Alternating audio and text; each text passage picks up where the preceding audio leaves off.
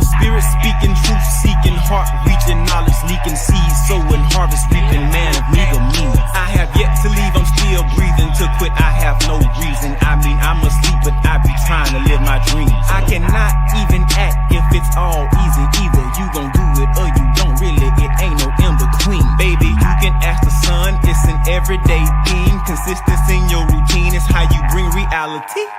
Working like a slave, that's how I made this masterpiece. Living like a god, I lay at night, I rest in peace. They remember me, but I am not Haram beef. Peace. Islam. Welcome back to the Bbt Adept class. To the Burning Bush Tabernacle Science Temple and School. We had a great book club last night. We welcome all nobles and empresses and light seekers to tap in with us.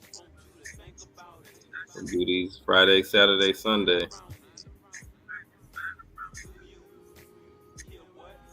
Definitely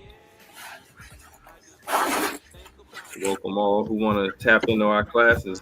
Nobles, empresses, we got books, literature, regalia, herbal teas, music. So with no further ado, Sheik, you ready to pop this off? Yeah, it's Noble Brian. Hey, Noble Brian, I was getting something together. Do you mind giving how the BBT believe real fast? I just want to get a couple things together. Most definitely. But gratitude, do you mind if we do our infomercial? Yeah, I was about to say, you do it better than me, Noble. I was gonna let you do it, man. You know it, Noble B. Let's run it.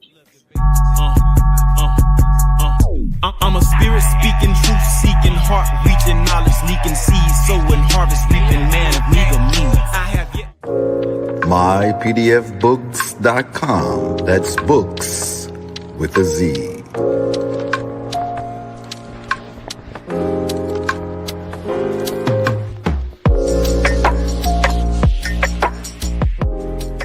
Once again, this broadcast has been brought to you by mypdfbooks.com. That's books with a Z, where reading fundamental. Also brought to you by bindedbooks.com, where treasures are bound. Be sure to get all of your teas at My Son's Teas, the tea of teas divinely prepared at herbsofmyaunt.com.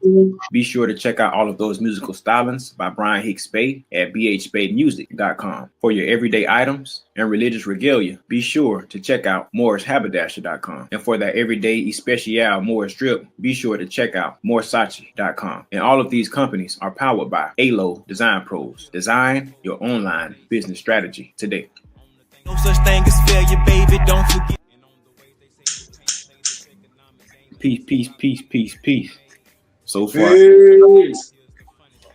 So, scientific study will illuminate the student that Yahweh, our Elohim, God, the creator of the stellar and ecclesiastical universe, has stipulated in all Bibles, regardless of the translation, a pattern that he, Yahweh Elohim, gave Moses in Mount Sinai in the year 1490, BBY, erroneously referred to as BC.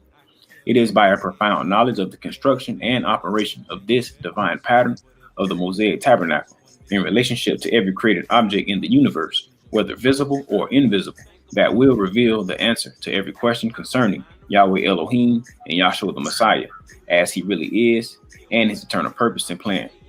The Burning Bush Tabernacle Science Temple and School is not a church, but a school of research, founded with the idea in mind to delve into every branch of science, according to the pattern of the tabernacle, man made in the image of God, or Allah in more science, which is an acronym meaning arm, leg, arm, head, to find the answer to every question that has plagued the student from the foundation of the world, thus proving the unerring accuracy and infallibility of the Bible. In research and study, we always use the true Hebrew names of the unity of the so-called Godhead. Instead of the title God as the Father's name, we are using the correct Hebrew name, Yahweh. Instead of Jesus Christ as the Word or Son's name, we are using Elohim, which is the correct Hebrew title for the Father, Yahweh, in super and corporal form. For the Holy Spirit, which is Yahweh Elohim manifested in a physical body, we are using the correct Hebrew name, Yahshua the Messiah. These holy names may seem to be of private interpretation, which we, the Burning Bush Tabernacle, have invented, but through research and a thorough study with a good encyclopedia or dictionary, anyone can discover for themselves of this great error. There was no letter J in any language until the Middle Ages.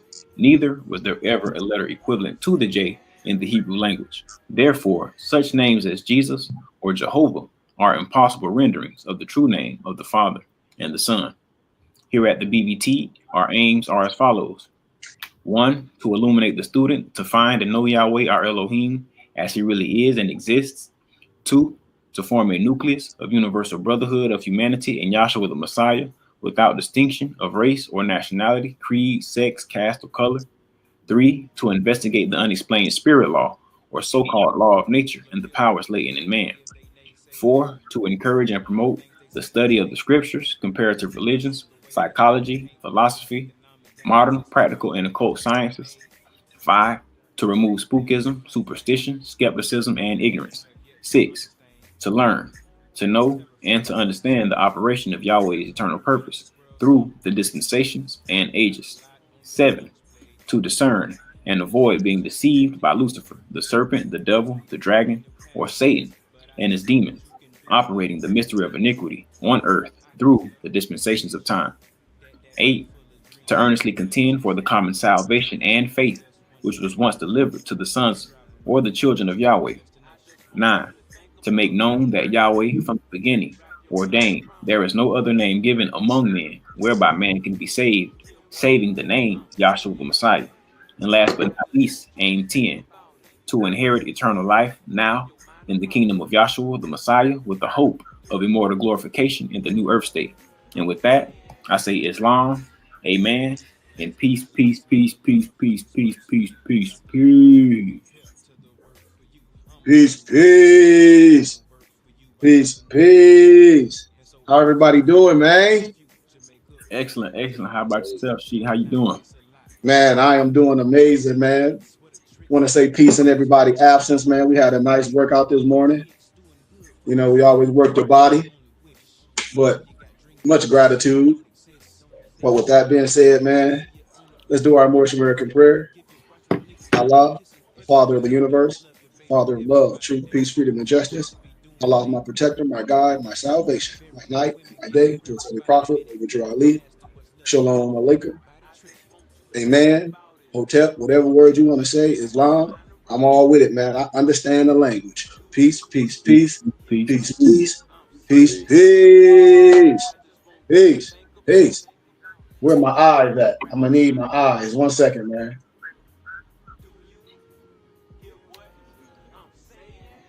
I can't do nothing without my eyes.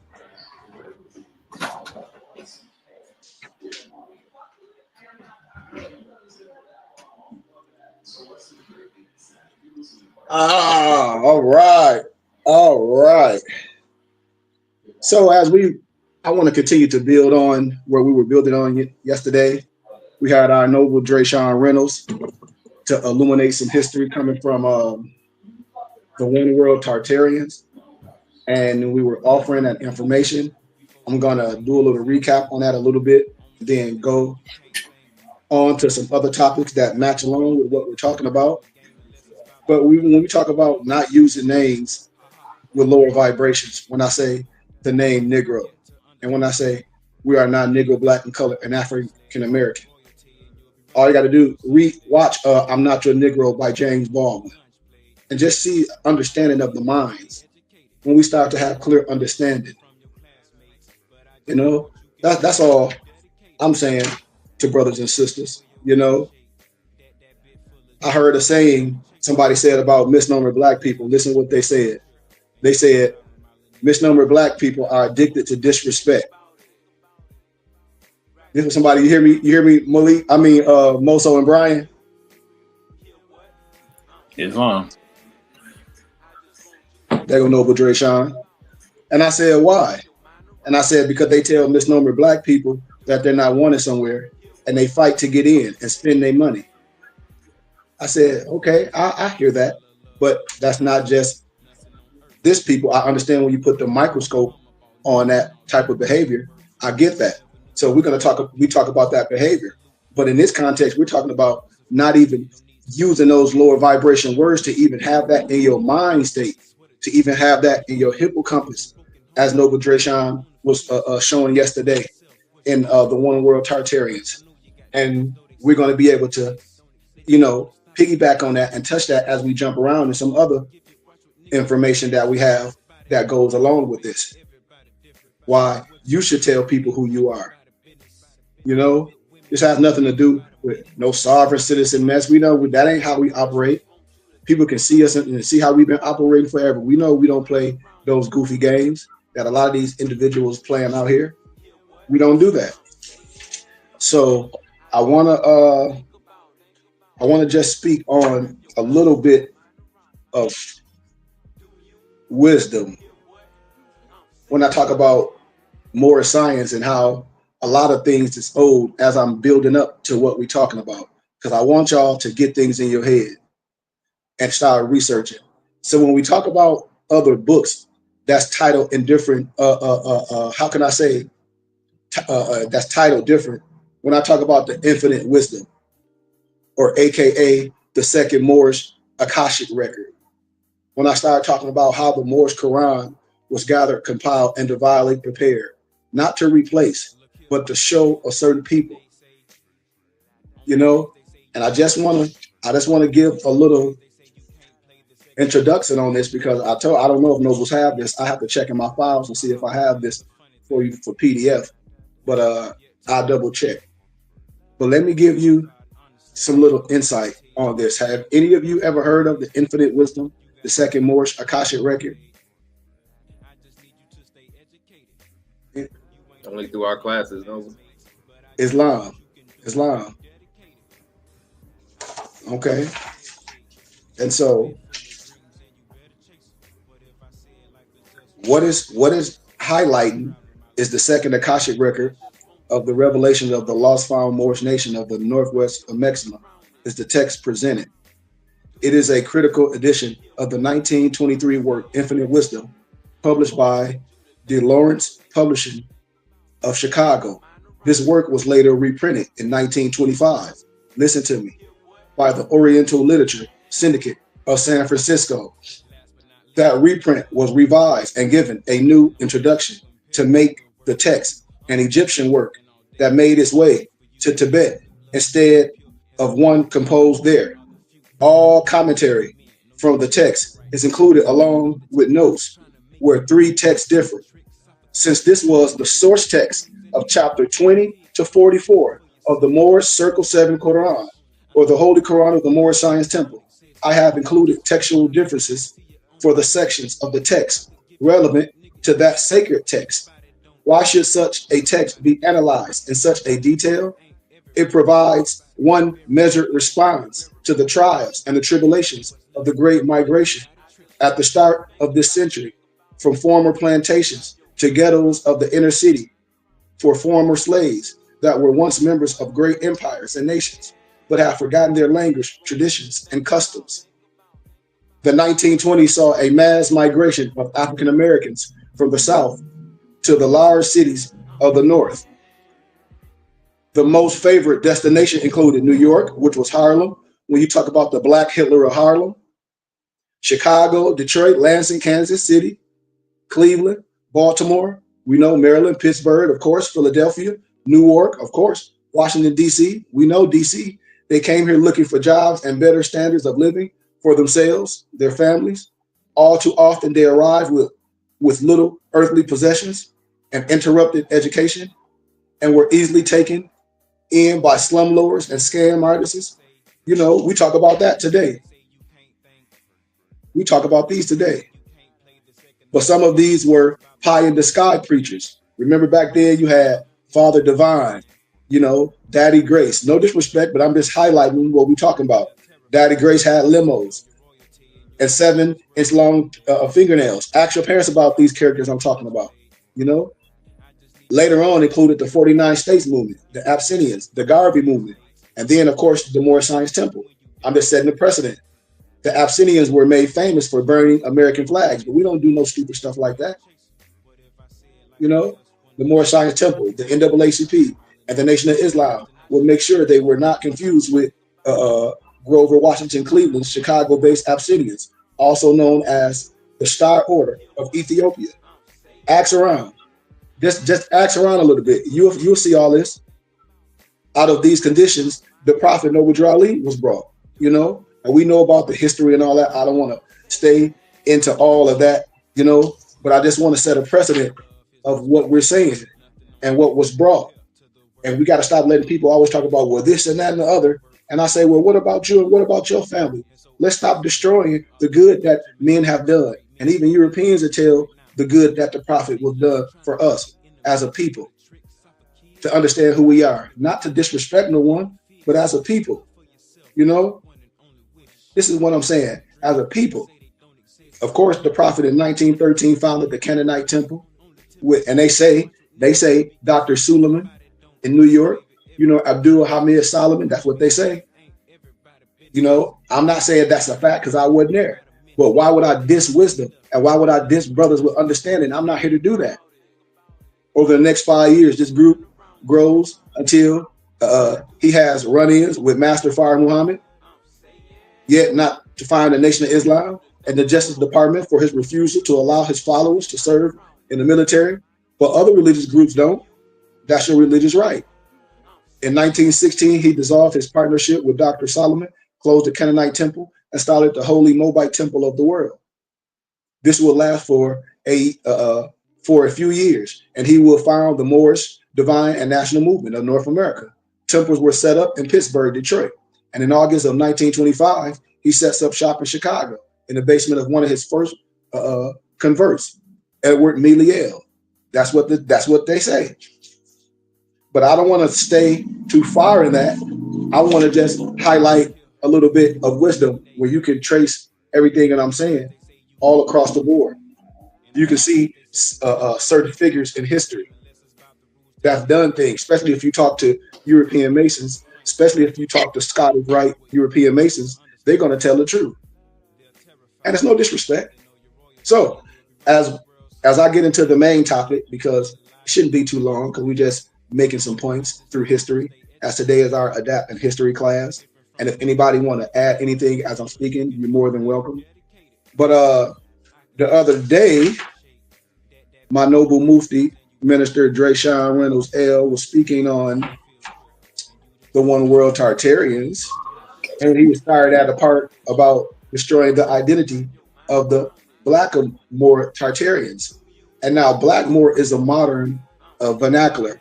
But once I find in my studies, I'll show you how it was transliterated to Blackamoor today. It sounds the same, but it's spelled a little different historical, but you can see how it comes to Blackamoor today to speak vernacular. Mm-hmm. Because the transliteration has to be based off the same thing for you can understand it. You know, my name is Korean in all languages. But I just want to talk about a little bit about how we'll talk about rewriting history, North American Moors elimination and rewriting of American history. And so I just want to talk about it a little bit. The territories of Canada, United States, Mexico were known as Indian Superior and were populated by the same people that was wiped out across the ocean during the Russian Revolution, 1917, and the German Revolution, 1918 and 1919. The Russian Revolution alone may have exterminated a 5-decade-long bloodbath that slaughtered 1 million Russian Tartarians. As the old world order Tartarians were eliminated, the new world order Romanovs then divided the imperial territory as Canadian, American, and Mexican lands, seized the world power, and rewrote the history of Americas. After take possessions of the Newfoundland of Nova Scotia, the NWO reached New Amsterdam, which was New York, Washington. Oh yeah, Washington and the Great Lakes of North America, settling in Milwaukee, Chicago, Detroit. From there, they organized the massacre of 10 of millions of buffaloes, cows, and wild horses, and transformed the assembly lines of the electric car factories into oil cars. You hear what I just said? Yep, It turned was the electric necessary. cars into oil cars. Yep, Somebody had to sell some oil. yep. It was necessary, swept away all the fertile lands from its original inhabitants. It was then that the massacre of men and animals began. The NWO ordered the native Indians. Remember, Christopher Columbus was such a great navigator that he thought he landed in India. Hence, American Indians were named. Think about it. Yeah. But he wasn't. He was in America. Yeah, the author was trying to be sarcastic or facetious. Yeah, yes.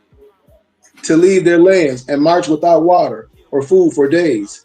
We know as the Trail of Tears. The aim was to exterminate them without spending ammunition. Others were killed on their own land through blankets, impregnated with smallpox. Perhaps many of them went to feed Chicago's meat industries, mixed with those of their herds. No disrespect, this is what the writer says. You can't get mad at history. According to the Throp, this is in Russian. It's an essay in Tartarian Info. Approximately 50,000 people worked in the slaughterhouses, and about 1,200 animals were slaughtered per hour. By this time, all factories, industries, and properties had already changed hands and would slowly be brought together into further corporations. Sugar, beer, cotton, alcohol, corn, weapons, banks, paper, money, oil, companies, casinos, financial services, vehicles, railways, corporate facilities, health system, airplanes, grocery stores, education and research, cement, copper, steel, tourism, information technology, energy, gold, diamonds, bomber planes. In the South, where there had never been segregation, slaves, or black subordination. Therefore, the carnage was equally total.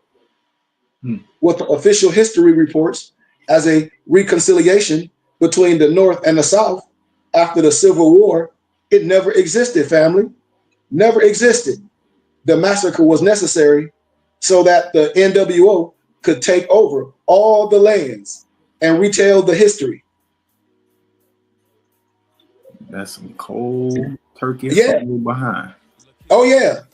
Concealing the destruction and remitting it to a remote past.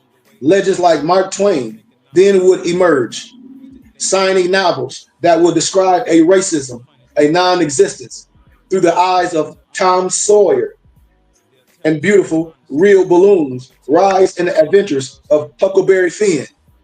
Oh yeah, no disrespect. We just setting the precedent. We in school, we in class.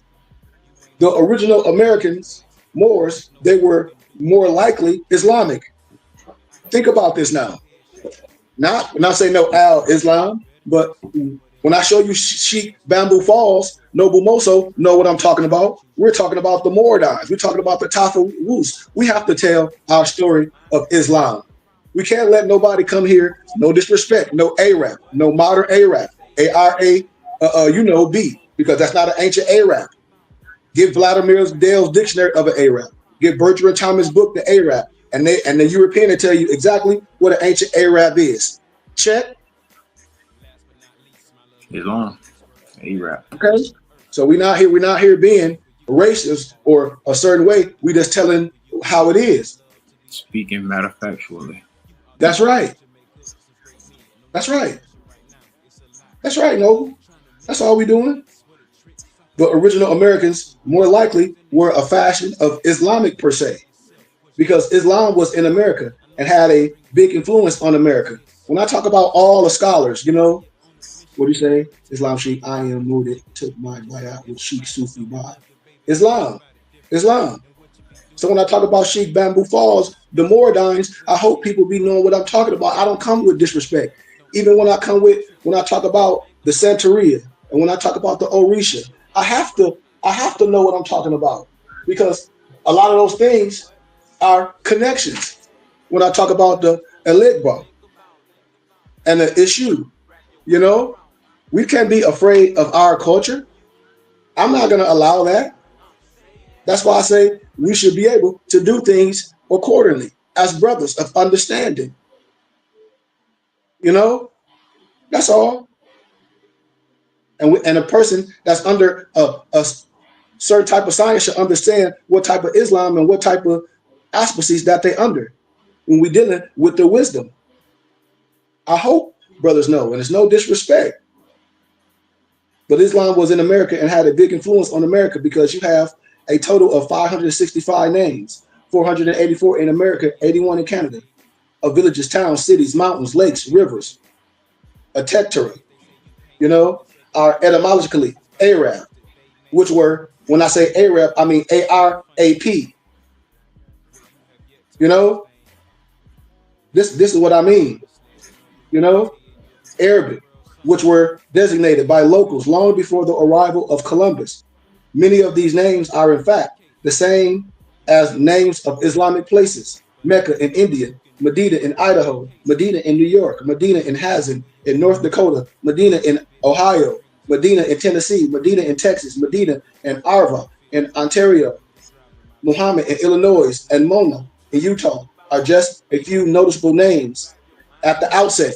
And when I go back home, I was born in Tampa, a small city called Plant City. When I go back, I'm gonna see if my Mufti Brian that's on here. When I go back, I'm gonna go to the University of Tampa, and I'm gonna show you that was the Sultan capital. I'm gonna show you that the Sultan stayed there. That was an empire. That was the Moroccan Empire. I'm gonna show you. And they try to just take you back to history a little bit when it was a hotel, but I got the information showing that was the Moroccan capital, and that was the Sultan Empire. And you can look at the top, you can see the crescent and everything on the top. And what they got in the doctoral library, which they just got collecting dust, but I got the information. No one can deny what I'm saying. If they do, then we're gonna prove that they're a fraud. Any misnomer black person to come with that crap and say that the University of Tampa wasn't the Sultan Empire, they're a lie and ain't no truth in them. Point blank. Point blank. And ain't no slaves have no empire. And ain't no slaves have no empire. And it ain't no disrespect again. A closer analysis of the names of the native tribes will immediately reveal their Arabic etymological ancestry, like Anazi, Apache, Arawak, Arakan, Chauvin, Cherokee, Cree, Hohokam, Hopa, Hopi, Makah, Mohican, Mohawk, Nazca, Zulu, and Zuni are only a few. Yes, the Zulu. When I deal with Credo Matua, that's the Zulu. They tell you we gave Islam to America. When you were sheik, when you were scholar, you're able to go back and teach your people and the babies. And you see how David Icke got rich off interviewing Credo Matua. He had to go in exile, die poor. They ramaged and took all his artifacts. And David Icke, multi-millionaire, lecturing about Credo Matua, about history. And he got rich off of it. Islam was everywhere in the Americas. One just has to look for it. Even when I talk about Thomas Jefferson Quran, they all want, even when I talk about Stolen Legacy by George G.M. James, because you can see the evidence of Queen Khalif, California, to Allah Booyah, Alabama, to Tallahassee, to Medina, Ohio, to Morristown, New Jersey, to Islamorda, which is Florida, and to Alhambra, California. So, of course, Muslims have left a big impact on America. What happened to the Berbers, the Saracens, the Muslims of the Americas? Remember the ancient name of the Berbers, the Amazighians? I broke that down a long time ago. It's no disrespect. We have to start connecting dots. Have you ever heard of Spanish Inquisition? We were talking about yesterday. The Dum Diversis of 1452, issued by what Noble Dreschan was eloquently breaking down, giving a highlight, asking people to say, read this, where I'm highlighting. Authorizing so-called Christians to do what? Enslave Saracens and non-believers, and to take their lands because no one disappeared. It is just that everyone has become ignorant. And there are over 500 cities and towns in the United States named after Muslims, and a huge part of Europe as well. Because the textbooks, the so-called history and education of today are all manipulated. Western academics. Sheik, my bad. Go ahead.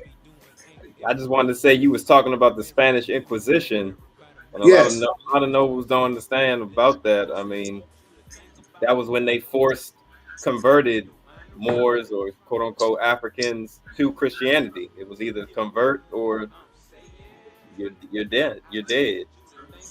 So we all we get so locked into just Christian history in America, and we don't really embrace the Islamic Moorish history like you're breaking down. Yeah. And Western academics will not get us out of our deep sleep. And I'm not putting it on nobody that don't look like me. I'm saying it's our responsibility. Everyone that went to school and they say they got a degree in African American studies, or they study civics, or they study law pertaining to nationality and spirituality and all this, clearly something is wrong. Clearly you can say, well, I don't think what you say, or you're not educated. You just went and got a degree.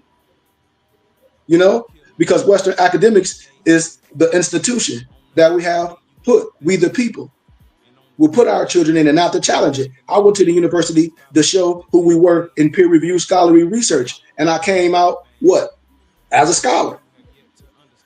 The Moors come from the Orient, the East. What's also interesting is that Oriental means Western scholars who study Islam. I hope y'all know, according to the book, Orientalism. Listen to what I'm saying, by Edward Said. When I say we are jumping all the scholarship, write it down. Islam came from the Orient. Additionally, if you read subsection 4 of the Delaware law, it will tell you that the Lenape Indians were formerly known as Moors. As Moors. Can somebody say checkmate? I'm waiting for somebody to say, Sheik, checkmate.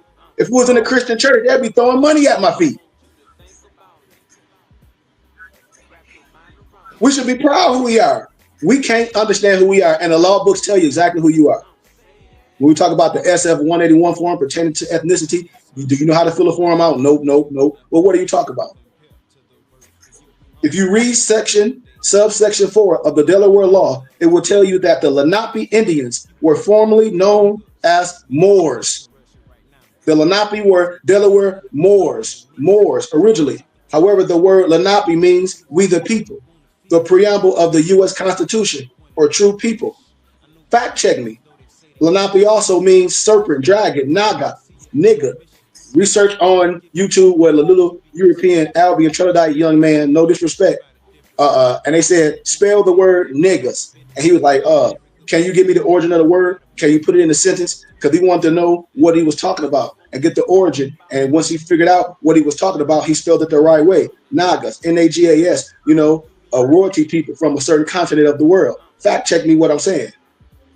Likewise, Indian names like Saxon and Dakota also mean serpent or dragon. Have y'all ever seen, I'm gonna drop a little nugget on y'all real fast. Y'all ever seen the Thunderbird, the car Thunderbird? Yes, sir. Okay, now do some history of the ancient Thunderbird when they make it seem like it's always big. Now, that's a certain culture of history that they don't want to tell y'all. But I'll talk about that later along. But keep that in your hippocampus. That whole picture and that understanding of the Thunderbird. You can see that all in the totem poles. Why you see that in all cultures, in cultures, the Thunderbird on the totem pole, in Egyptian history and all this. Keep that in your hippocampus. I'll break that down at another time. Or dragon, because Moors, Indians named themselves after the serpent wisdom. Remember, the Buddha sits on the 7 serpents, the Gautama Buddha that sits on the 7 serpents. Oh, damn, I got the book right here. Damn. Ain't that something, y'all? Gods of Northern Buddhism. Right here. Gods of Northern Buddhism. When I say, man, we can just start connecting the dots all across the board. And when I start showing the pictures and everything, it ain't nothing nobody can say. But check. We talk about the same people when we start showing history and monuments and statues and the real things. Just like in the biblical story, Paul on the road to Damascus, when he was going to colonize the native people, and they already had their God, because in all first century, God was Sophia, with the woman, the feminine counterpart. No disrespect to no man that don't understand that. You're just not being historical. And they took the god Artemis that was so-called melanated with all the breasts on it and turned it to unmelanated figure. No disrespect. Fact check me on what I'm telling you. All you gotta do is check. Then I start showing you the scholarship. And it's no disrespect. I'm showing you that you was put on a certain pedestal. I'm just showing both perspectives because I already showed the other perspective when so-called Al-Islam Muslims be trying to diss things. And I say, I'm going to clear that up right off the top. I'm going to clear out. Matter of fact, I think I already cleared that up when I showed you who all these people were in first century, the first church fathers. I'll wrap that up at the end where I'm just showing you both sides. When both sides of the spectrum can be totally off, nobles. Y'all feel me? Y'all with me? Yes, sir. Watch this. Come on, interject if you need to. The serpent wisdom that we worship when Moors ruled the world.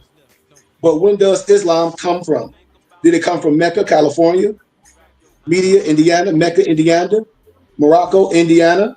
Did it come from Sufism? Sufism is Sophia. Sophia is in your Bible, and you don't even know it. I said, did it come from Sufism? AKA is Sufism in your Bible. In your Bible is Sufi. What is Sophia in the Bible? Noble Brian? Fact check me. What is it, Brian? Wisdom. Oh, so your Bible talking about a type of wisdom, a type of understanding, the type of Islam that she talking about? Absolutely. And you just don't see it. Which was a science that comes from India? Question. Do all religions come from India superior in the Americas? Question. Now in the eyes of hijacked Hebrews, no disrespect, Templars, aka the Holy Roman Empire, I'm just giving a precedent. The Habsburg dynasty, the Holy Land, was in possession of infidels, aka they called them Muslims or Moors.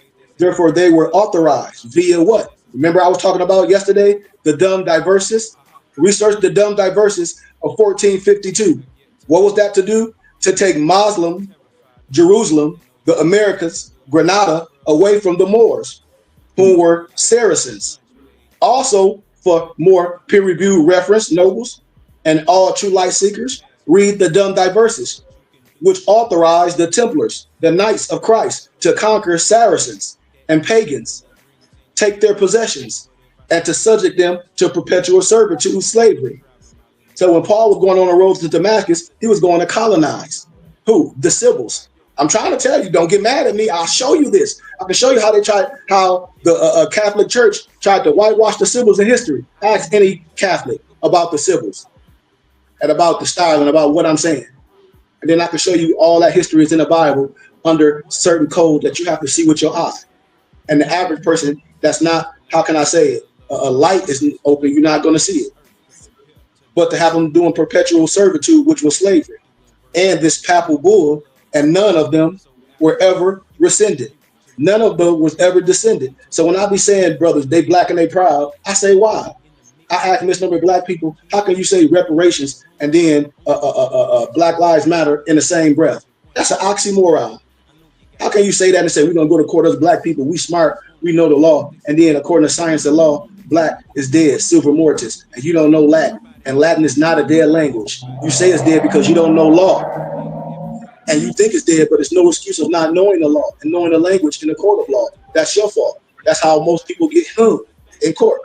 And which is the current problem that Moors and Americans face as Saracens, who are the so-called red ones, aka the lost tribes of Israel.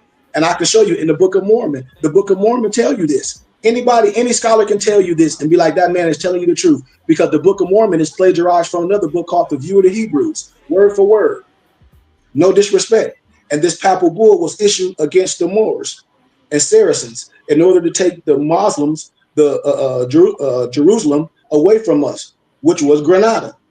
Notice on the 1597 map of Granada, Nova. Look at that. I'm giving you scholarship. You can see the famed 7 cities of Kabola, aka the 7 cities of gold, surrounding a lake on the map. And Granada has the same name as the pomegranate in Spanish. Research what I'm telling you. The Spanish word for the fruit is Granada, and therefore the symbol of the promised land, because the pomegranate appears throughout the streets of Granada in Spain, just like in Arizona. Lemons everywhere, pineapples grow on trees, as you wander around the city. But the pomegranate is also associated with the promised land of Israel. Research what I'm saying, because a pomegranate is a metaphor for what? The richness of the promised land. of Israel. Somebody give me Deuteronomy 8:8. It's all you got to do. It's in there. When I be telling my people, I said, we're not here to destroy nothing. We builders. We master builders, Noble Brian. We're not destroying nothing. Nobody can be upset with what I'm saying. A sheik, a Macklin, and a guy can go in any religious house. When people see me, especially Christians, you got to give me honor and praise. Why? Because I look like Yahshua. My whole attire, if I have on my tunic and my turban, the followers of Yahshua wear a turban. The high priest wear a turban with the jewels on it. My tunic can be cotton or silk. What they talking about? You said 8 and 8? Yeah. Deuteronomy chapter 8 and verse 8. Absolutely, my Moorish brother. Deuteronomy 8 and 8. It reads, a land of wheat and barley and vines and fig trees and pomegranates, a land of olive oil and honey. So where I just named that have these beautiful things that the scripture just said, and we don't understand something. When I broke down all this week, the sacredness of everything, and then I just started in the sacredness of the world. Y'all got the documents. I've been breaking it down. It's going to open up a whole nother chamber. As Moors, as adapts, as nobles, I'm supposed to open up your chamber of understanding that make you mighty, that make you do some of the things that you thought that you couldn't do. To instill the same thing in your kids.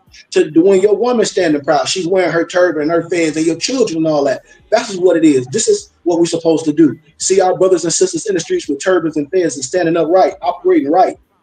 That's what we're here to do. So Islam. But in the Song of Solomon, Sulamith's cheeks are compared to halves of a pomegranate. I'm talking about, this is in another text. You know, why were all of the corn places destroyed except for the forced corn place in South Dakota, the dragon, the serpent, which exists today? Think about these things, because the building did not fit with the current narrative of the Americans being a uncivilized new world. So most of the old world pre-mud flood buildings were either destroyed or converted into what? Federal buildings, courthouse, governor mansions, capitol buildings, post offices, state buildings, universities, etc. When I just talked about the University of Tampa, I just broke down the University of Tampa. I'm telling you, this is what it is. Even a lot of the lower level Masonic houses is like that. And your brother, your uncle, your dad, that's a Prince Hall Freemason, won't even tell you this. Where is feds and clandestine? Freemasonry also means the masonry that was free, because all, no disrespect, Europeans had to do was dig out these Moorish Tartarian structures from the mud after the Great Comet of 1811 and 1812 had completely destroyed the old world order via massive earthquakes and all that, massive tidal waves. All this happened. You know, the Cherokee were the real Romans, and they built all the Greco-Roman architecture and the Cherokee Gothic architecture in the Americas. And this map of 1810 shows New and Old California and vast lands of Louisiana purchased allegory.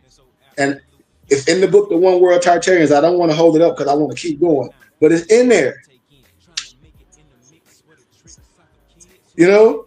Yes, sir. This is what I'm trying to show brothers and sisters, to at least open up your mind and a conversation. You know? This is what I want people to see. You can start tracing things and start looking at ancient maps. In here, the One World Tartarian, I got ancient maps. Tartary had to be multi-religious and multicultural in its vastness. It's a place, what is called Malali? Is that a place in Rome, I think, or Italy, where Jews, Muslims, and all that, they walk around together. You know, they walk around together. In 52, Tartary appears to have control over the North America. Also note the incredible detail of the cities. Noble, I don't know if you can put that up there right now, but I'm on page 38. But that's why we be asking people to get with us, so we can put the information in your hand. You don't have to go to Amazon to pay for all this. A small donation, you get this to your tablet. You go to Alphas, Max, and Staples and print it. You want the wisdom. But let's proceed. Note the incredible details of the city, rivers, latitude, longitudes in these very detailed maps that cover most of the world. And I'm showing, and we have the maps. Washington State, USA, 1891. Do you think it was possible to produce the map below by 1891, only 45 years after the arrival of the first settlers? Question 2, was it possible to settle and develop this territory, considering that up till 1880, there were only 75,000, and up till 1890, only 375,000 people to do so? Here is the Washington State Territory Historical Census data, and we got the maps. So I don't know if my noble can put it up, but I'm on good time. Yeah, I'm on page 40. I'm in the One World Tartarian. Take your time, but I'm on page 40. It also worth mentioning that the British flag table of 1783, there are 3 different flags listed as a flag of the Tsar of Moscow. There is also an imperial flag of Russia, as well as a multiple naval flag. And all of them are preceded by a flag of the victory of Russia. Significance of the victory is in the definition of the term. A victory, V-I-C-E-R-O-Y, is a regal official who runs a country, colony, city, province, or sub-national state in the name of and as representatives of the monarch of the territory. Our official history will probably say that it was the Tsar of Russia who will appoint a victory of Moscow. I have reason to doubt that. Why is the flag of the victory of Moscow positioned prior to any other Russian flag? Could it be that the victory of Moscow was superior to the Tsar and was supervising how this Tartarian possession was being run? Look at this stuff with your eyes. This is what we have to be sharing with the world. And this is by their historians. Look at the griffins, the symbols of the great Tartarian. The griffin, the griffon, or the griffon. Ancient Greek, how it's spelled. Classical Latin, how it's spelled different. Later medieval Latin, how it's spelled. Old French, you can see how it's spelled. Is a legendary creature with the body, tail, and the back, legs of a lion, and the head and wings of an eagle. Follow what I'm saying? And sometimes an eagle's talons as its front feet, because the lion was traditionally considered the king of the beasts, and the eagle, the king of the birds. And by the Middle Ages, nobles and empresses and true light seekers, the griffin was thought to be an especially powerful and majestic creature. Since classically antiquity, griffins were known for guarding treasures and priceless possessions. Remember, keep that thunderbird in your hippocampus, nobles. In Greek and Roman texts, griffins and armostens were associated with gold deposits of Central Asia. Indeed, as Pliny the Elder wrote in his writings, griffins were said to lay eggs in barrels underground, and these nests contained gold nuggets. In medieval heraldry, the griffin became a Christian symbol of divine power and a guardian of the divine. We just building. In Tartarian legend of this period, it was believed that griffins mated for life, and that when one partner died, the other would live the rest of his or her life without seeking another partner, perhaps due to the fact that there weren't many griffins around. This has led to claim that the griffin was used by the church as a symbol against remarriage. It's unclear, however, whether this was the actual belief or just a modern interpretation. Although the griffin might seem like a creature conjured from the imagination of mankind, there might actually be some truth of this creature. We build it. In this desert, the fossil of a dinosaur called the Protoraptors can be found when we start doing archaeology. So I want us to really keep an eye on things and your head on things. I'm gonna break down a little science that's gonna capture your mind. Think about this, because I want you to open your chamber. Think about this now. Interestingly, there are various hybrid creatures that are similar to griffins. Think about this now. Remember, it was the Lamassu, Lamassu. Look that up. It was a Assyrian mythical creature that had the head of a man, a body of a lion or a bull, and the wings of an angel, of an eagle. Research what I'm saying. Watch this. This is also what the original Great Sphinx of Egypt was designed as. Remember, according to biblical references, these 4 animal faces represents what? The 4 dominions of God rule. The man, oh yeah, come on, Brian. Yes, it's up. The man represents humanity, the lion, the wild animals, the ox, the domestic animals, and the eagle, the birds. These 4 creatures first appear together in the Judeo-Christian context of what? For all my Christians, they should know. They don't know. In Ezekiel. Fact check me on my Christians, which was probably written around the 3rd century BCE. In chapter 1, the prophet encounters fantastic beings in the heavens. As for the likeness of their faces, they 4 had the face of a man, right? And the face of a lion on the right side. And they 4 had the face of what? An ox on the left side. They 4 also had what? The face of an eagle. Am I right about what I'm saying? Read the story. I'm just setting the precedent. Queen Khalifa ruled the island of California with what? Griffins, which she fed the flesh of men to keep Spanish invaders away. I'm just giving the story. She commanded a fleet of ships with which she ruled and maintained peace in the surrounding lands. And the islands included Baja, Hawaii. She reportedly kept an aerosol defense force of griffins and other fabulous animals, which were native to California, trained to defend the land against invaders. She even was said to feed her griffins male flesh to repel male Spanish invaders, aka conquistadors. And when you see those big eagles, when you go out certain places and you see those eagles, they be picking up those sheep and all that, and all those other animals. They even try to pick up baby bears and things. Think about it. She was so powerful, she could project her imperial power over the seas of the Mediterranean at will. The Epsilonian narratives that Khalifa maintained cultural and traditional contacts with the Moors of Africa. And when I start tracing all this, I can trace all this back to the symbols, what the Catholic Church have in their archives. And any person that's Catholic know what I'm talking about.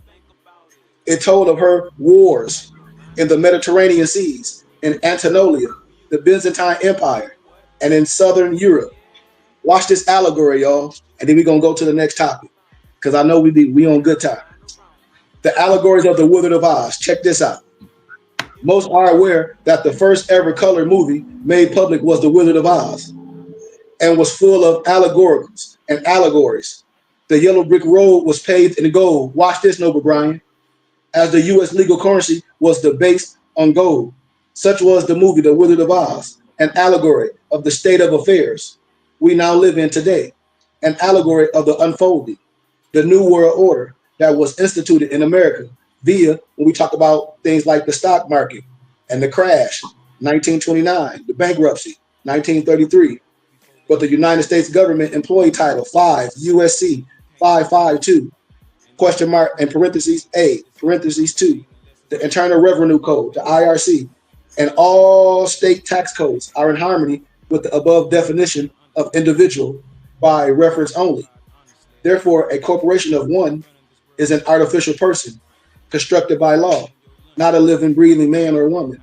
An individual is a public corporate person or persona, existing only in the public government domain, having been created by law, not by God. I'm just telling you what it is. And you gotta research those words, persona. You have to. The etymology of etymological understanding of it. Yep. That's why I don't break that side. I tell any more you're talking that sovereign citizen overthrowing the government, you're going to jail. Period.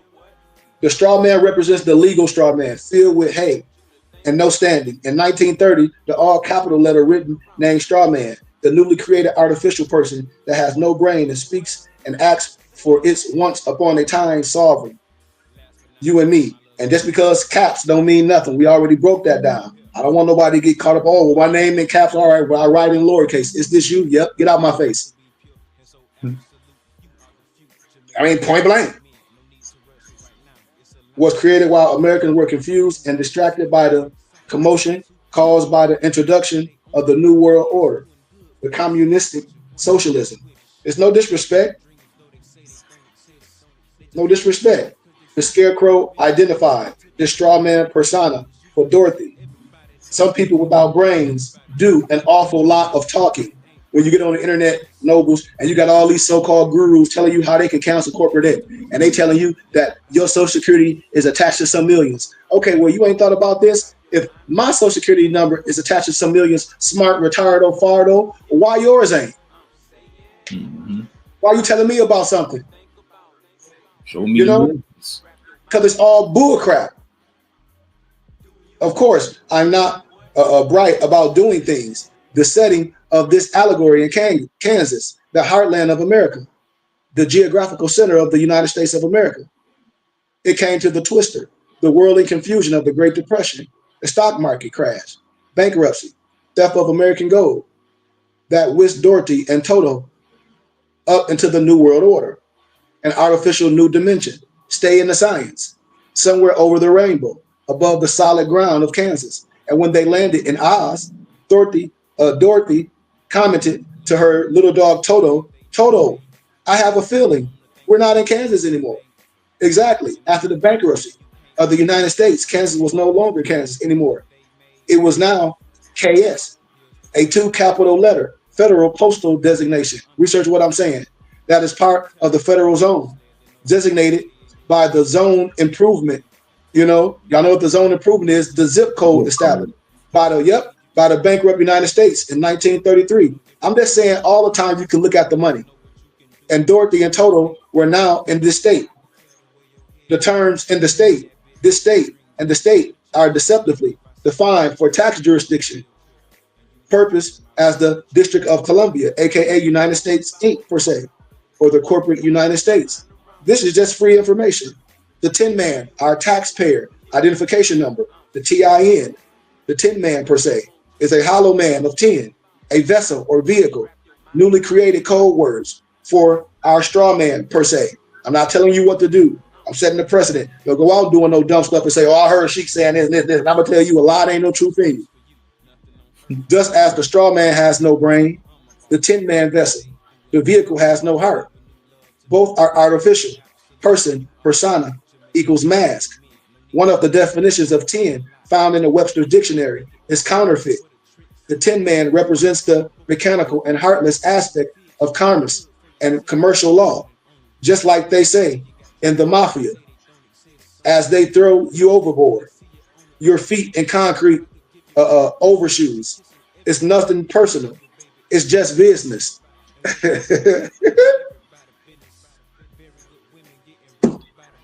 So the lion in the story represents at one time, the fearless American people as having lost their courage. And after a round with the IRS in defending your Tin Man, your dummy corporation vessel, your vehicle, individual, employee, public corporation, all capital letters per se, with name, artificial person, whatever you want to call it, you lose your courage too. And most people do. Because I'm telling you, when they be talking all this, or this person did this, and this person showed a way not to pay no taxes, every one of them lying. I'll show you they be talking in jail, and their cronies be going to jail. It's a way to do things the right way. And that is not. The religious laws trump everything. If you don't understand that, ain't nothing else I can teach you. You perhaps haven't known it, but the IRS has been dealing with you all along under laws of commerce, just like the Tin Man per se. The commerce has no heart. It's heartless. So to find the wizard, you have to follow what? The yellow brick road. You have to follow the gold bar road per se. Follow the trail of American stolen gold, and you'll find the thief who stole it. That's all I'm saying. When you start realizing some things, then you see the power and the dynamics of the people. That's when you'll start realizing, when you say the power of this social media and all of us over the world under the sound of one voice can come together and do things the right way. They all should scamper toward the Emerald City, the city of green, non-federal, Federal Reserve notes. So I just wanted to set a precedent, you know? I just wanted to set that precedent. It's so much great history, you know? I mean, as I go over to page 54, yep, I'm on good time.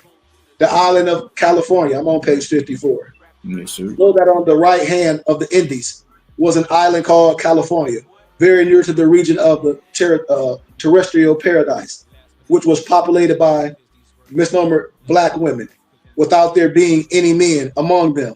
That almost like the Amazons, was their style of living. When we talk about the Sibyls, they were of vigorous bodies and strong and arid in heart and of great strength. The island is itself the strongest in the steep rocks and cliff. So they're talking about a group of women in California. Queen Caliph, written in the 16th century romance novel by a Spanish author named, research what I'm saying, Garcia Ordonez de Montalvo. It was titled Las Sergas del Muy, Esforada Caballero, Espolanina, Hijo del Excelente, Rey Amides de Guala, if I pronunciated that right. But the inspiration for the word was likely Khalifa or Khalifa, which means successor in Arabic, but most specifically refers in Islam to a head of the state or the leader of the Muslims. Montalov or Montalov was surely familiar with these words. And portions of Spain were ruled by the Moors, and the Moors were the ancient Tartarians. That's why in the Bible, they always try to relate you to hell when they say go a place where people went to Tartar, to hell, and all this, who were Muslims from 1757 to 1492. And it fits the story narrative. Montalov's novel was a fanciful rehash of the struggle between Christians and Muslims during the Crusades. And even when you talk about stories, man, like Wonder Woman, when you think about these things, when Wonder Woman Homeland is first introduced in 1941, it's referenced as the Paradise Island. Think about these things, these similarities. The Amazons were given a break from the hostilities and temptations of man's world. Think about these things when you start looking at certain areas. The name California, I went to 56, traces its origin to a century-old story about an island full of gold run by misnomer black women who fled men to their pet griffins. Like other Amazonians legends, the island of California was a place filled with strong, self-sufficient women who solicited male attention completely on their own terms. This story resonates in California, which has a long history of gender roles being constructed. And it is fitting that the state, which has served as a frontier for issues of race, gender, and religion, gets its name from a mythical story where race, gender, and religion collide. And finally, nobles, the story of an island full of gold foreshadowed the gold rush, which propelled the idea of the California dream around the world. Remember, a Moorish African emperor, Abu Bakr, took 1,000 ships to the New World in the 1300s. So Moorish navigators and seamen were highly sought in those days. That the previously land-bounded Europeans, no disrespect, were in their infancy in navigational and maritime sciences. A misnomer black man used to own the San Fernando Valley. That was P.O.D. Jesus Pico, researcher, 1801 to 1894. Fact check me. He was also the last Mexican governor of California. In total, in the 1800s, there were at least 4 misnomer black governors of the state of California. California is a part of California history, and she also reinforces the fact that when Cortez named this place California, he had 300 misnomer black people with him. And throughout the whole Spanish-Mexican War, 40% of the population was black. In 1535, Cortez led an expedition back to the land of Khalifa, or California, and dedicated to be renamed it Santa Cruz. However, the name did not stick, nobles, and the natives and the Moors and the misnomer black Indians and the misnomer red Indians, also called whites, continued to use the ancient and old name of the land, California. Cortez himself and his contemporaries appeared to have used the name too. In 1550 and 56, the name appears 3 times in reports about Cortez written by Giovanni Battista Ramusio. Thus, over the years of increasing conquest, colonization, rape of the land of California, the ancient land of the Moors has held unto its name and identity, and in the knowledge that one day it will be as it was in the beginning. Nobles, there are over 800 maps of California as an island up until the nearly 1800s. Domicile and the Stanford Research Library. I'm giving you where you can find it at Stanford University. And of course, it is the Jesuits who claimed the whole island of California is a myth. Although some early maps showed California on the mainland, but a powerful refutation of the island theory came in 1701 when Jesuit explorer Bespio Kino crossed the Baja Peninsula and with a telescope saw that it was part of the continent. Fact check me. Nobles, there's over 250 maps from the 17th and the 18th centuries show California as an island. The definitive catalog of California as an island maps is the mapping of California as an island by McLaughlin. The first map in McLaughlin's catalog dates to 1621. The island maps continue until the 1800s, in spite of Spanish explorer Father Kino demonstrating California's connectedness in 1705 by walking there from New Mexico. But since there were no accurate map, everyone, of the New World, map makers continue to supply market using ancient sources. So I want to stop right there in that because I want to continue to walk along because we got a little bit more time. I'm not going to stay in this, but even in your Exhumed of the Nation, Nobles, we have these for you. Convert it to PDF. You can have on your tablet. In reality, what is a Negro? This is what I always ask misnomer Black people. In reality, what is a Negro? You know, detached away from human family of all nations. When you see on page 21 of the Exhumed of the Nation, when you see that so-called animal with all those babies, and what is a Negro? Just like the European wrote, the Negro is a beast.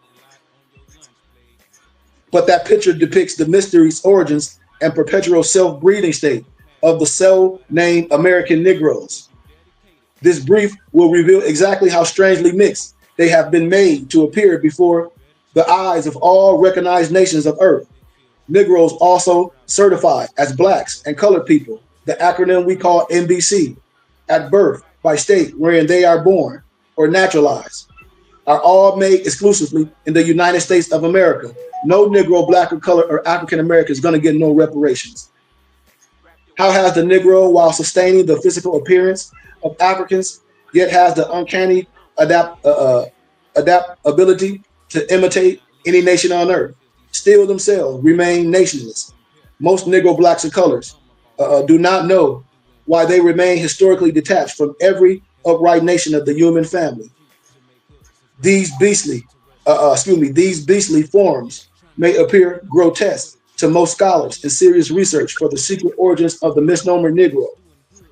But the majority of the most scholar researchers are also unfamiliar with the ratifications of the so-called Willie Lynch theory. And I'm telling you, it's no such thing as a Willie Lynch theory. That's fake. That's Eurocentric and Negrocentric propaganda. I already proved it. And that's the crap that we carry. Even some Kunta Kinte, some roots. I showed y'all that's fake. Plagiarized from a European named Harold Colander. All fake. Historians, scientists, clergy rarely uncover the clandestine truth lodged beneath the surface of so-called 400 years of West African slave trading. You know, this criminal process of enslaving humanity is legally called denationalization. The atrocity of denationalize another man ranks high on the scales of federal and international crimes with treason. That's why I tell Moors, number one, why in the hell, in your right mind, Noble Brian, Maso, or anybody, do you think you can meet some Negro on the internet that call themselves some grand poobah on the Flintstones, can nationalize you or denationalize you and tell you who you are? That's a high form of treason, genocide, and ethnic cleansing. You see, when they talk about all that stupid stuff, and when these goofball Negroes act like they got the power to do this like they some sheep, they doing the same thing that they say the enemy doing. Am I right about what I'm saying? Absolutely. Okay. Okay. Living evidence of this modern day evil began with the public notice, which marks the 1774 colonial black code laws. And all the Masons know what I'll be talking about. They know what I'll be talking about. There's no disrespect to no one. Remember, I told y'all Ralph Ellison wrote a powerful book referring to the American ex-slave entitled The Invisible Man. Remember that? He gave a vivid account of what it's like to exist, yet not be recognized. Think about that. Think about the untold truth of how black people were made. The great God never made anything such beings as Negroes. That's number uno. The Bible do not call you no Negro or no slave. It don't. It might call you an Ethiopian or African per se. Don't call you no Negro. Blacks or colored people, attach them to the human family. And for the self-named African Americans who fancy themselves more intellectually, you know, with that, I got this, I got that, but you still a slave pertaining to science and law. The most difficult task that we have today is to teach our people that they are not what others say they are. It's an ultimate impossibility to be yourself while being what others have designated you to be, especially when they themselves voluntarily and aggressively insist on being replicas of what the great status quo have labeled them according to U.S. laws.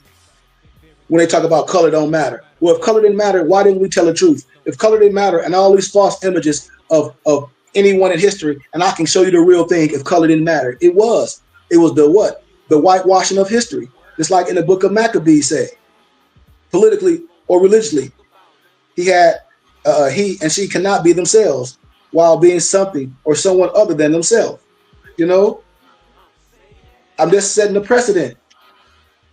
You know, what does the law of the United States say about a Negro, black, and color? Let's hit these bullets. It is a legally impossibility for the so-called Negro, black, colored African-American people to free themselves without the achievement of a good education and divine national and civil laws. Such needed learnings are not nearly as complicated as a Harvard degree because the information is here. Most people in the West do not realize that the foundation of U.S. laws is lodged between European Latin and Greek languages. The first Bible was written in Koine Greek. Law is Latin. Ironically, the first Bible was today's United States church, government, state officers were sworn upon was also in Koine Greek. None of the European systems of education are designed to free, no disrespect, the misnomer Negro. I'm going to show you this, and I'm going to show you in religion too. No disrespect. On a more personal note, the basis of all laws are more of a person's birthright that rests upon the two immutable pillars of status and jurisdiction. And we talk about doing things the right way. For example, to know the true status of any Negro, black, or colored person, a seeker must learn the origin of the definition of the words.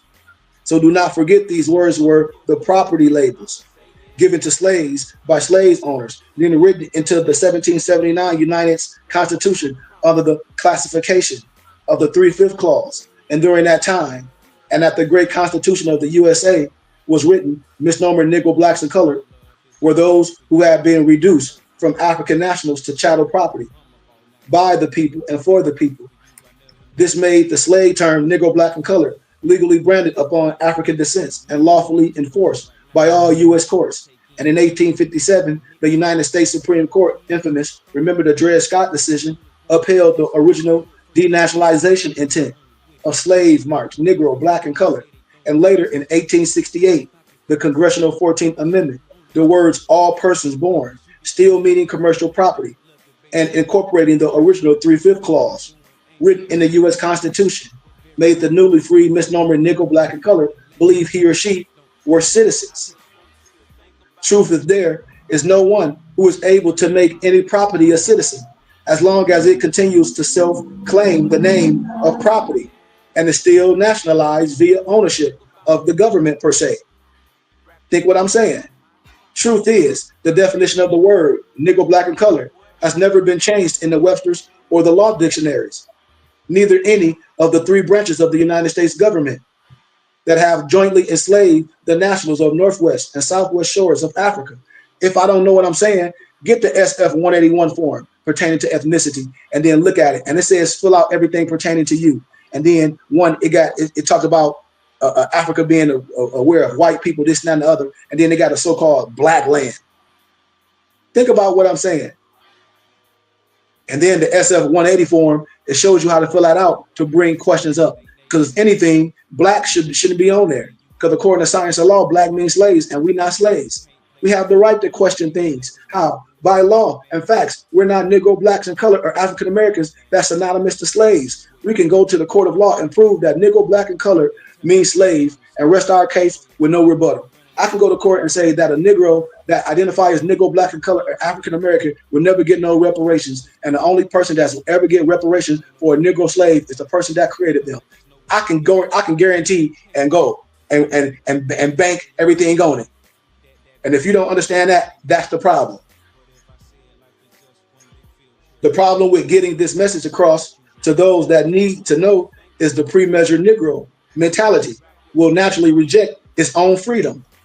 And that's when I say we have a problem. When a Negro will reject their own freedom. Sad as hell.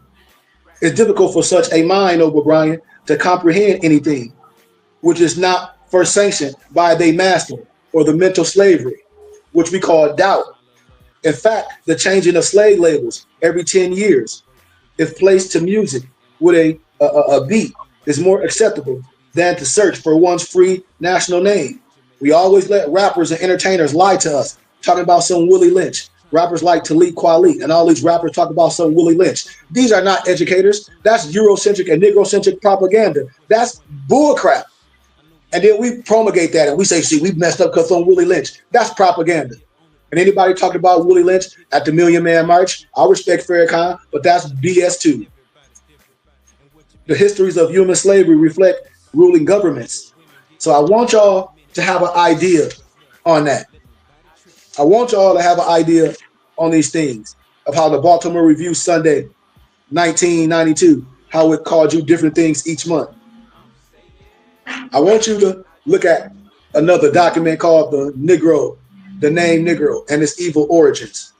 You know, I'm not going to read too much of that. I'm just showing it. But I'm gonna jump into a little bit of this as we close. And I'm going to close with the Negro question, and we out of here. The religious instructions of the Negroes in the United States. You see, every time for something that's not free, Brian, somebody got to make your rules or say this, like the Black Christian codes. Everything somebody have that's not free, somebody got to tell you. Somebody got to feed you. Somebody got to have an overseer. You understand what I'm saying? And so, historical sketch of religions, instruction of the Negro from the first introduction into the country in 1620, 1842. This is what they saying. But watch how we're going to blow all that out the water at the end. Because we're talking about a people that a slave, a part of history. But then we're going to talk about the rich history as well. You know, but such in the scarcity of materials and the difficulty of arriving the sacred sources of information, that I have called the following historical notice of the religious instruction of the Negro in the United States, a sketch. It derives no better name, although perhaps it may embody the principal fact on the subject. I want us to research this. When I say the Negro is a beast, the Negro don't know nothing. No disrespect. For the sake of speaking, the sketch is divided into periods of time. You know, from the introduction of Negroes into the country, they say the introduction 1620 to the first census 1790, a period of 170 years. The second period from 1790 to 1820. So if they took a census and with misnomer, watch this, they fact checking what I'm saying. And they took a census and Negroes today fill out Negro, black, and color and African American. So today, if this was happening today, you would be filling out as a slave, willingly, wouldn't you? Wouldn't you? Yeah. Thank you. Why? This is what I be asking Negroes. Like, huh? Account of the introduction of Negroes into colonies under the government of Great Britain. It was in the year 1501 that Isabella of Spain granted permission for the introduction of Negro slaves into Hispaniola, but such only as had been born in Spain or in slavery among Christians. And in the following year, a few had been sent into the New World.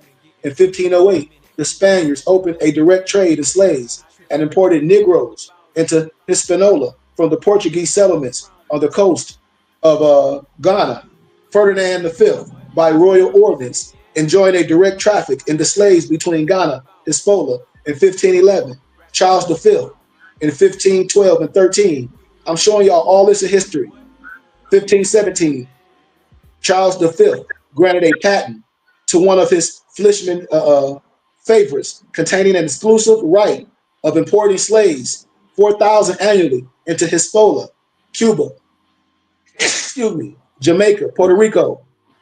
This is a favor sold his patent to some Ghanaians merchants for 25,000 ducats, and they were first who brought into regular form the commerce for slaves.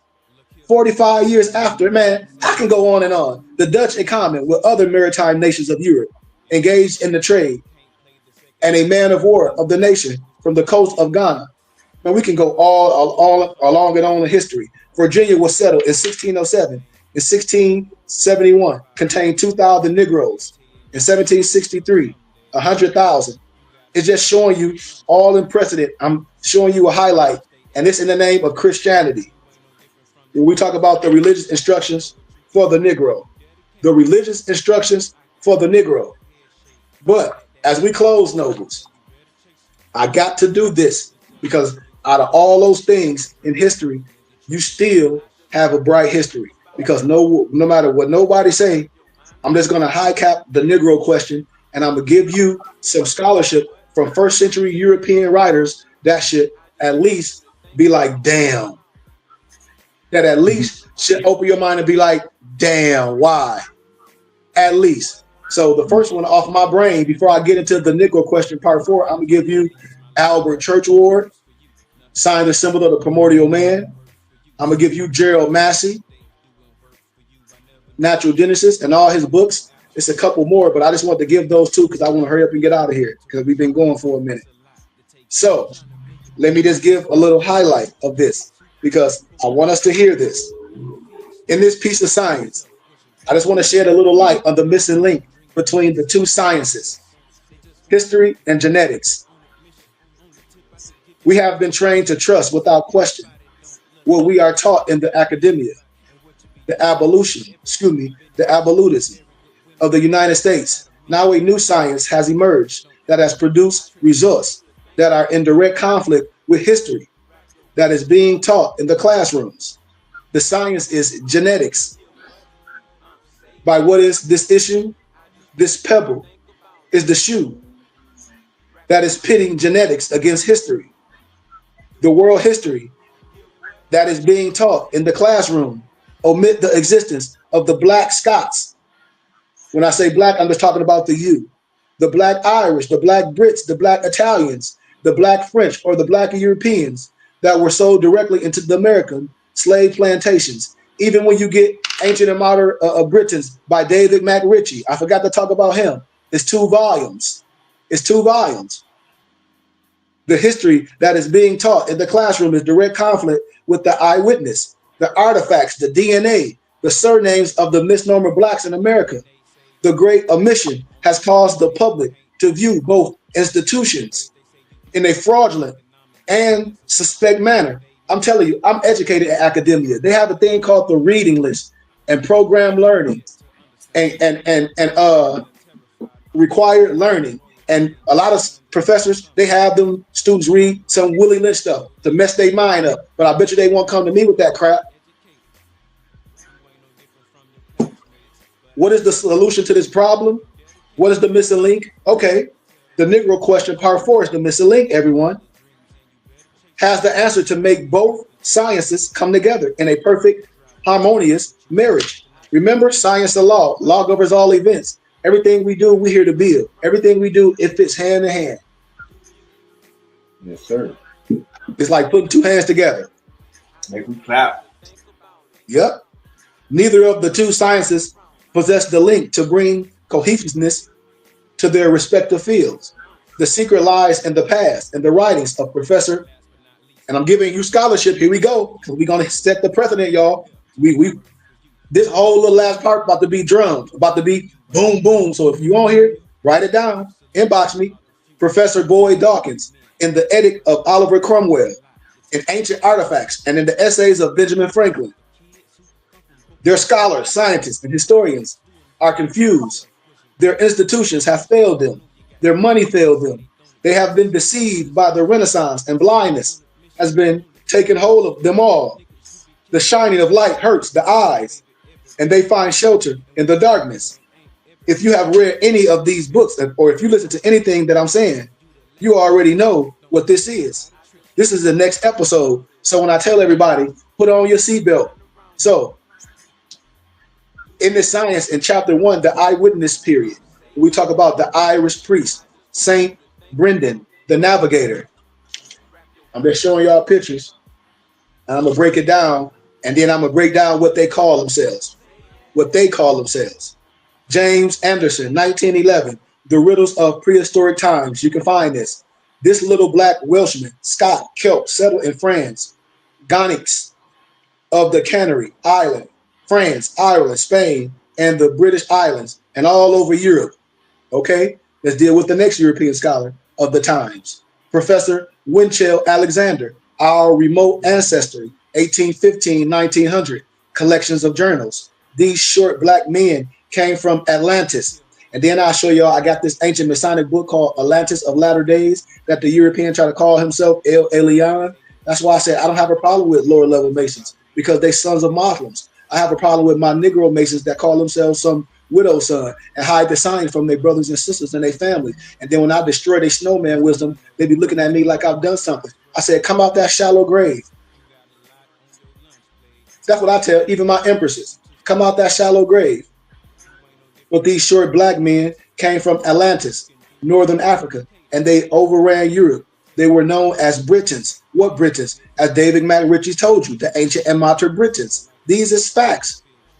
Roman historian Tacitus. I'm sure y'all educators and y'all scholars know about Tacitus, the origins of the Black Britons, the Iberians. And now we talk about the Iberians with all these so-called Egyptologists and that Anunnaki fake stuff they be using, Zechariah Extension, which I can prove that's pseudo, that Zechariah Extension don't have no credit in this field or nothing. Talk about some Iberian and some Anunnaki. No, it ain't. It's the Moors. It's the real people. They're the Iberians. It ain't no fake alien. I can show you the whole attire of the so-called Anunnaki of the Iberian. Got your whole attire on, your tunic, cotton and silk with the sash, the fez on with braids. Man, miss me with the trash and all the symbology that I just been talking about. I can show you.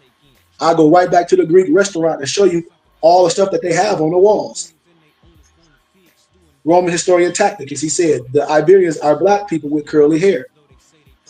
Anthropological Review Society, London, Volume 8. I'm giving you all this where you can find it. Joseph Ritza, Annals of Caledonia, Picts and the Scots, Volume 2, page 7 and 27. The Picts, the Britons, are brown complexion with curly hair. Ivan van Sertima, African Presence in Early Europe, page 225. The Britons look like the Ethiopians. Albert Churchward, 1912, Origins and Evolutions, page 12 and 13. The Black Basque were exterminated from Europe. Professor Boyd Dawkins, our earliest ancestors. Bygone Days, a lecture delivered in the public hall. Cooleyhurst, Manchester, January 8, 1879.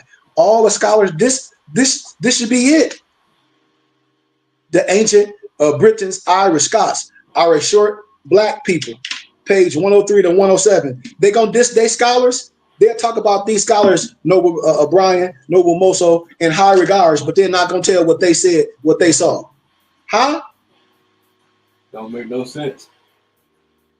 And now we're talking about today. Our teacher's not gonna teach this. Dr. Thurman, Nature Journal of Science, page 92.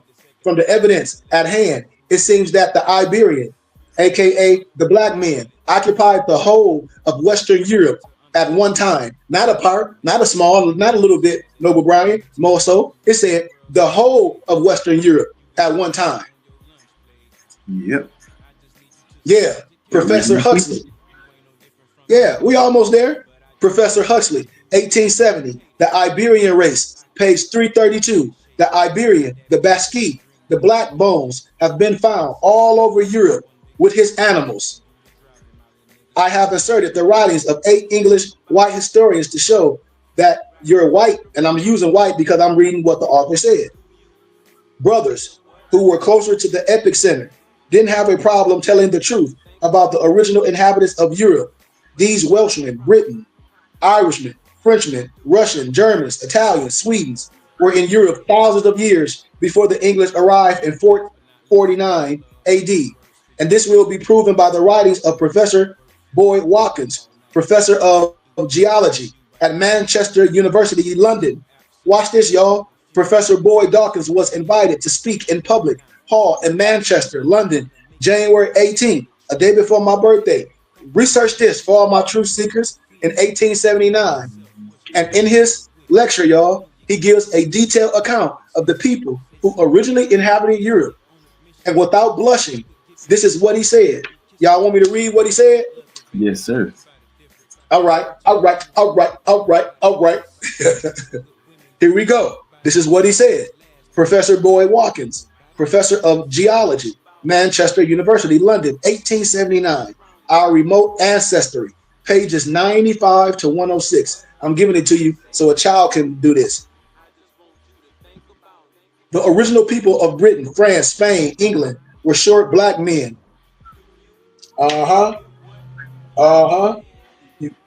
When I bring out my other book, the first Americans were Africans. I got this little book too, it's showing it. 5 feet 6 inches in height. They were in England when our fathers, the misnomer white English, invaded the land in 449 AD. Our fathers were a warlike people who by 607 AD had pushed the Basque west into Wales, Cumberland, Westmoreland, the Highlands of Scotland, and Devon. These black people boast that they were citizens of the Roman Empire. The Welsh or the ancient Britons before the Romans ever came here. These black Basque Britons have brought the knowledge of iron and bronze with them. The iron and bronze technology will be proven perfectly when I show you the German tapestry. These people were herdsmen. They possessed the short horned ox, the horned sheep, the goat, pig, and the horse. Evidence of their civilization can be seen all over the continent of Europe, as well as throughout the British Islands, extending as far as Germany, Switzerland, and to France and Spain. These black people originated from Iberian Peninsula and are a fragment of the old Spanish population. They were in France, Spain, Ireland, Britain, Scotland.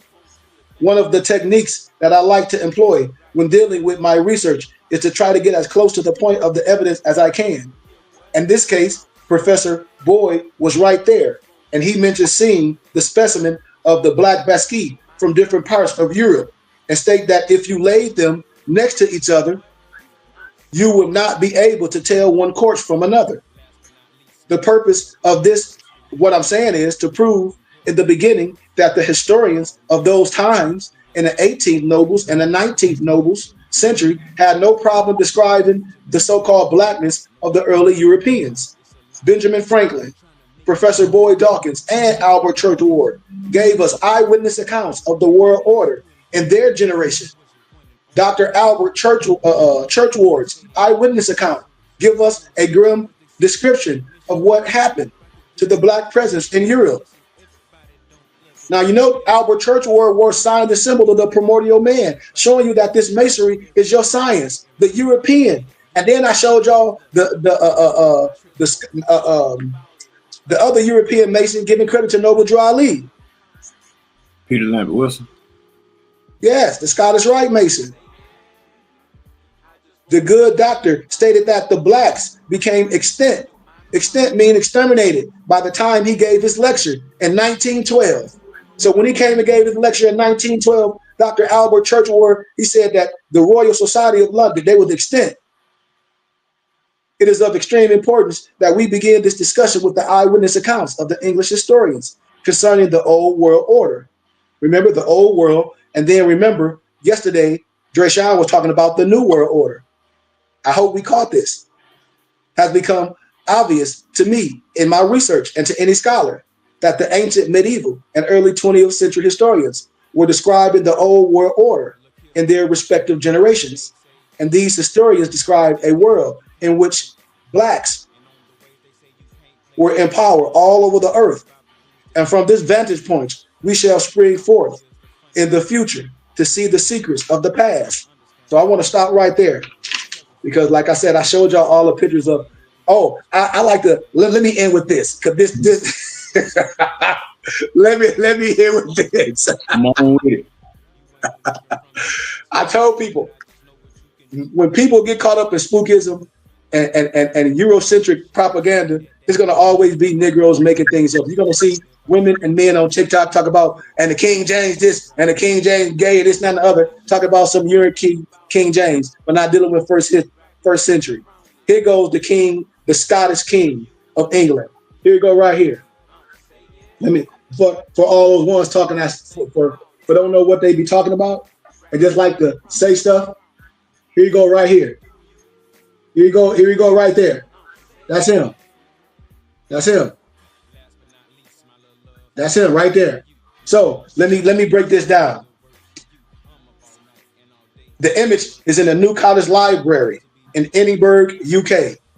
I know the image of when I say this, I'm just saying it as speaking point, of a black King James, that's right, can be a little confused because of your Western education. But this is the truth that is known by the rich, the elite. When I talk about the Royal Archives, where I study at, when I talk about the law libraries, when I talk about in certain areas, the Royal Archives where you can study at, the Library of Congress, where you can fact check things, Oxford and Cambridge, the information is there. That was the reason I paraded all of the English historians and professors before you, before I got into the bowls of this science. I just got to give you all this. I'm sorry. I know we've been going for a while, but we've been miseducated all our lives. I was just about to say we need it. You say what, Noble? I was just about to say we need it. Thank you, brother. Thank you for your patience. I had to get your mind ready to receive this. Remember now, for all my people that's making these TikTok videos to talk about some King James, man, boom.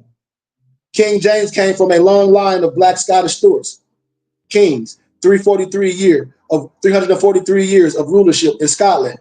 So what y'all be talking about is some modern stuff.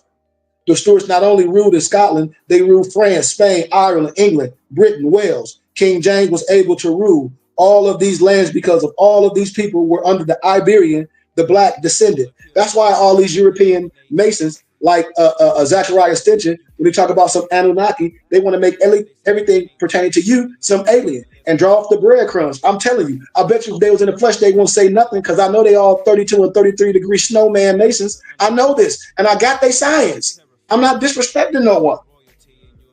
They were the same people. If you look at the ball in his hand, when I showed y'all that picture, I wish somebody can pull that picture up and have it so you can see it on their big. You know, it's the Scottish King of England. You know, if somebody can pull that up, oh, that'd be dope. And put that on there. The image is located in a New College Library in Edinburgh, UK. And I want you to look at that, you know? And when you look at the ball in his hand, it represents the world rulership. And they were the only one group of world leaders who used this type of symbolism. When I tell y'all, you got to look at the symbolism to catch history. And they were the Byzantine Roman emperors. So if the only Byzantine Roman emperors had this, and we're talking about first century history, that should tell you something. They told the English that they were what? Roman citizens. Here go proof. Another man who made the same boast. And if you have wisdom, you know who I'm talking about. This is one of the signs of scholarship. We are able to read the symbolism of images. You know, the ancient Scottish were the tribe from northeastern Ireland, which means the Scots are really Irish. So if I have seen an ancient Scot, I have seen an ancient Irishman. And if I have seen an ancient Irishman, I have seen an ancient Briton. And I can show you all pictures I can show you all pictures, which I've done a plethora of time. When we got to get out the cap. When I show you King Charles II of the Scots, pictures. So I just want to share that, but image of King James of the Scots, the New College Library in Edinburgh, UK. Look at him. Look at the brother. Look at him. And ask the people in history about that. Ask them how they was killed. Ask them how they ravaged the 3 kingdoms and the Jacobites. How they tried to restore the Black Stuart kings to power. Ask them about the Jacobites. Ask them about it. You know, the one who shall call himself Jacob. It's in there. I can start showing y'all so much biblical history to point. If color didn't matter, and who you is didn't matter, why they did so much to say who you are and draw you up and say you didn't do nothing. The Scott coats of arms. When I start taking you out to the Netherlands and show you the Corsica flag is the Moorish head. It's no disrespect to no one. We just showing the rich history of what you have and not let nobody lie to us. Man, I can go so deep with this, y'all. And we just don't have time today. We'll do more tomorrow. Anything somebody talk, I can start showing you pictures. Because remember, a picture states 1,000 words. I can show you things on a hieroglyph, how it points to Abraham, how things can happen, how Africa, and when did they begin to arrive, all on the walls. And nobody can deny the black man of Sumer Earth. I can show you all this. It's all in your Bible. Listen, it's a Mari painting scene in this book. I did this in college. I have to show you all this. I'm just getting excited. I'm almost done. I'm sorry. But look, this Mari painting, Brian, it's the painting that was found in ancient Mesopotamia. It's called the Mari painting scene. The brown-skinned people in the picture are the ancient Sumerians. So you got to understand that Sumer, Sennar, in your Bible was located near the Tigris and the Euphrates River, modern-day Iran and Iraq. So in your Bible, Genesis 11:31, I hope y'all fact-checking me, it records that Abraham had his origination where? In Ur of the Chaldees. Ancient Ur was in the land of Sumer, Shinar in your Bible, or Mesopotamia. Of particular interest is the tablets that were found in Sumer, in which the ancient Sumerians described themselves as what? The black-headed people. Fact check me. One of the mighty men that lived in a generation that went by the name of what? Sargon the Great stated in his writings, and I quote, that he ruled over the black-headed people. Research this stuff. Evidence, it's an image of the Sumerians. The state from them describing themselves as black. From Sargon the Great, you know, Sumer or Ur were black people making Abraham of the Bible black. It's pictures of warriors from Mesopotamia, Syria, and Ur calling themselves Elamites. Take a close look at these guys because they were and are certainly black. They were Elamites. Look at the pictures. I can show you pictures of Sargon with the, just like when we talk about some Anunnaki, y'all, they stick a fork in it. So I just want y'all to know this and keep an eye on it. In order to trace the seed of Abraham, I'll close out with this as we close. Let me do this. I'll close out with this and we're done. Watch this. I'm going to go to the Bible. What's the big book sitting on your granny table? The Bible is a history book of creation and restoration of the earth after the war in heaven. Watch this. The Bible is also history of the world before it happens. The foreknowledge of God per se. And lastly, the Bible is a record of the genealogy of children of Israel, without which Israel could never find himself. Let's turn to the book of Chronicles in the so-called King James of the Bible. In 1 Chronicles, the first chapter, verse 34, it reads, and I quote eloquently with a silver tongue, Abraham begot Isaac, and the son of Isaac, Esau, and Israel. The son that we will use for the purpose of this building is Israel. So if you are a Bible reader, you are able to know that Israel's original name was Jacob. This is the lineage, the son of Israel in 1 Chronicles chapter 2 and verse 1. And it reads, these are the sons of Israel. Watch this. Reuben, Simon, Levi, Judah, Issachar, Zebulun, Dan, Joseph, Benjamin, Naphtali, Gad, Asar. The book of Exodus, chapter 1, verses 1 through 5, it reads, and I quote, "Now these are the names of the children of Israel." I hope y'all follow me, which came into Egypt. Every man and his household came with Jacob, Israel, Reuben, Simon, Levi, Judah, Issachar, Zebulun, Benjamin, Dan, Naphtali, Gad, Asar, and Joseph. All of the souls that came out of Israel were 70 souls. For Joseph was in Egypt already. Think about this now. Now the word Egypt means black. And in order for us to understand effectively, you got to show pictures of true Egyptians. We have some people in Egypt today that's saying they this, but it's not ancient. We could talk about modern, and I don't want to stay too deep in that. I'm just setting a precedent. You know, no disrespect. The Europeans, the Albion, Trinidad, no, the ancient Egyptians were black. Why else would National Geographic do a front cover piece called The Black Pharaohs of Egypt? The problem with this generation, and there are many, is that there is a major failure to read books. And if you will force yourself to read, you will know that all people of the world, all races, have been migrating for the last so-called 6,000 years when the writing was written. And proof is in the black community, we are people that was removed out of our land. They say 1619 and brought to America. The Caribbeans, that's what they say. You know, the European barbarians came out of the Caucasus Mountain, the 5th century AD, and sacked the Roman Empire and began to dwell in the Roman territories. The barbarians, the Angles, the Jets, the Saxons, the modern day Britons migrated to the British Isles. They did not originate there. And this is a historical fact, no disrespect. And now that I have established the ancient Egyptians were black people, let's run to Genesis and see if the seed of Israel had lost its blackness. Let's see.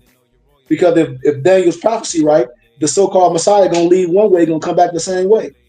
In the 50th chapter of Genesis, verse 1 and 2, we see that Jacob, Israel died. In verse 7, it says, Joseph went up to bury his father, and with him went up what? All servants of Pharaoh, the elders of his house, and all the elders of the land of Egypt. Verse 8, and all the house of Joseph, and his brothers, and his father's house. Verse 10, and they came to the threshing floor of Atad, which is beyond Jordan, and there they mourned with a great and very sore lamentation.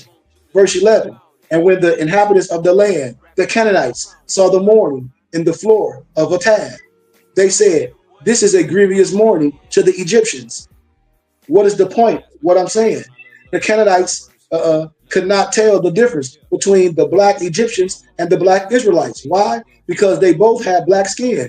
Remember, I told you they had two Hebrew pharaohs, Sebatos and Sabakos. I broke that down. I showed you the YHWH in the hieroglyphs.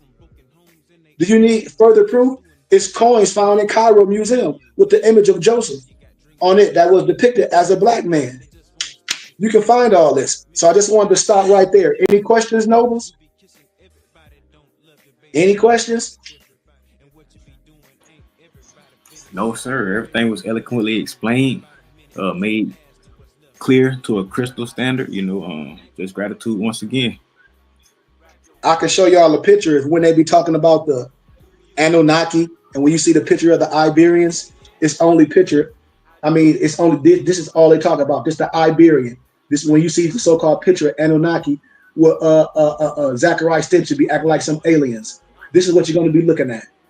Iberian. I promise you. Yes, the ancient Iberian. All of those things on those plates. When Zachariah Stench talk about some Anunnaki, you looking at the Iberian on those plates. And Zachariah Stench wasn't even qualified to even speak on this particular topic. That's all you looking at. That's all you looking at. Here go another picture, a better blowed up. So when you start seeing those Negroes and call themselves Egyptologists and they quoting Zachariah Stench, you should spit your juice out when them Negroes, when that conscious community coming with that spookism of quoting Zachariah Stench with that trash. I'm showing you these are the Iberians with your face, with your eyes, right here. They ain't no aliens or nothing. That's why they make all those movies. Arnold Schwarzenegger, the alien and all that, because they throw you off the breadcrumbs. It's the Nephilim Israel going into the Assyria. I can show you all this stuff. All that attire, you'll look at him right here, the picture with his bag, with his fringes on. In the biblical scripture, it talks about the follower of Yahshua with our tunic cotton or silk embroidery. When they talk about the beards, when they talk about the bonnet or the turban with the jewel on it. What are we talking about, man? I hope we're seeing this with our eye. We should be questioning our own scholars and our own educators with that spookism. So that's all I wanted to talk about, man. Thank y'all for listening to me today. If anybody need any research, if you first time checking us out, and if you're on my personal page, please subscribe to our Temple and School YouTube page at Burning Bush Tabernacle Science Temple and School. Also, our Facebook page. If you like the research, if you like the history, man, support us with donations, and I'll make sure you get literature and information.